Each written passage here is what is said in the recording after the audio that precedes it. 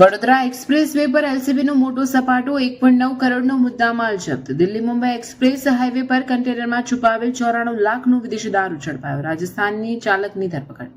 વડોદરા ગ્રામ્ય local crime બ્રાન્ચે દારૂબંધીના કડક અમલીકરણના ભાગરૂપે વધુ એક મોટી સફળતા મેળવી છે. દિલ્હી મુંબઈ એક્સપ્રેસ હાઈવે પરથી પસાર થતા એક શંકાસ્પદ કન્ટેનરને આંતરીને પોલીસે 94,23,600ની કિંમતનો વિદેશી દારૂનો જથ્થો ઝડપી પાડ્યો છે.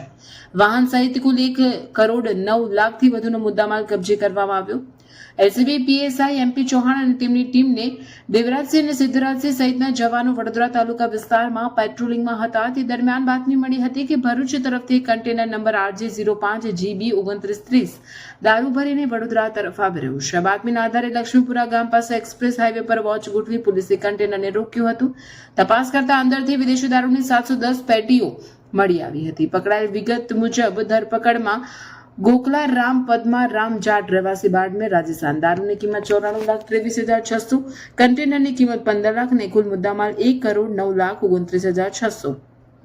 પોલીસ તપાસમાં બહાર આવ્યું છે કે આ જથ્થો મોકલવામાં બાડમેરના સોહનલાલ બિશ્નોઈ અને એક અજાણ્યા મોબાઈલ ધારકની સંડોવણી છે. પોલીસે પ્રોહિબિશન એક્ટની વિવિધ કલમો હેઠળ ગુનો નોંધી વધુ તપાસ હાથ ધરી છે. આ કેસની આગળની તપાસ હવે એલસીબીના પીએસઆઈ પીકે ભૂતને સોંપવામાં આવે છે. આ સફળ ઓપરેશનમાં એલસીબી ટીમના દેવરાજસિંહ, સિદ્ધરાજસિંહ, શક્તિસિંહ, મુકેશભાઈ, નરેશકુમાર, અશોકભાઈ અને અજયસિંહ જોડાયા હતા.